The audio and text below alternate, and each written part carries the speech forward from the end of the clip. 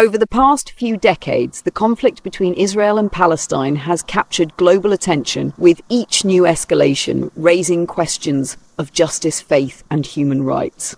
But in a war that's often framed as a religious struggle between Jews and Muslims, is that truly the full story? Or are there far deeper, more complex forces at play? On one side, you have passionate supporters of Israel defending what they see as a homeland for the Jewish people. On the other, voices rising for Palestine, calling for freedom from occupation and oppression. But beneath the slogans and the protests, what are the real reasons behind this war?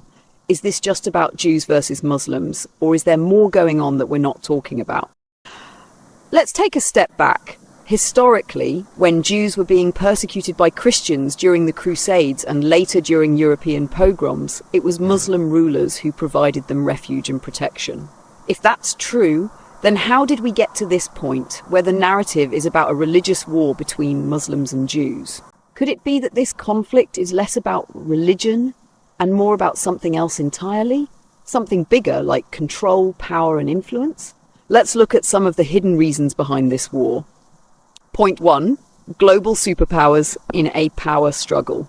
First, we have to talk about the role of global superpowers.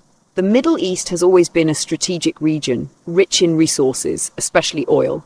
But who really benefits from the instability here? The United States, for example, has long used Israel as a stronghold in the region. It's not just about supporting a Jewish homeland. It's about controlling the Middle East. The US needs a reliable ally here to maintain influence over oil-rich nations and to counterbalance powers like Russia and Iran. And Israel serves that role.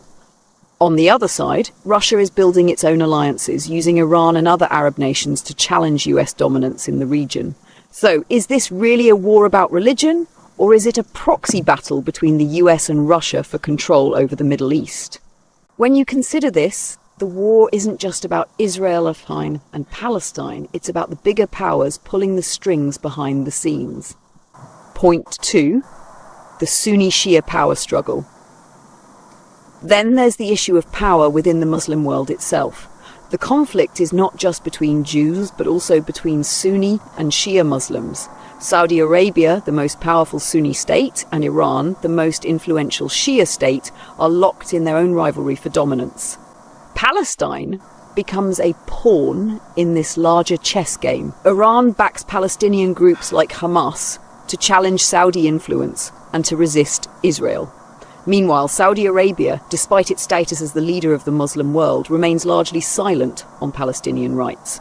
Have you ever wondered why Saudi Arabia, which controls the holy cities of Mecca and Medina, doesn't speak out more forcefully for the Palestinians?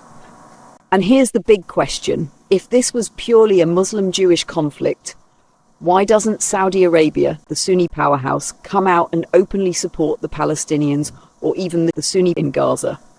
What does that tell us about the real motivations behind this silence? And then we have Iran. While Saudi remains silent, Iran is loud and clear, using groups in Lebanon, Syria, and Palestine to increase its regional power.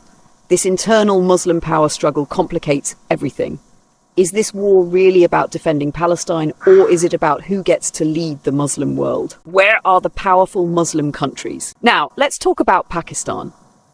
As one of the largest Muslim countries with a powerful military, Pakistan is often seen as a leader in the Muslim world. But where is Pakistan when it comes to Gaza? For years, millions of Muslims have been killed, and yet Pakistan's response has been minimal. Why? If this conflict were purely about religion, you'd expect more from a country like Pakistan. So what's really going on here?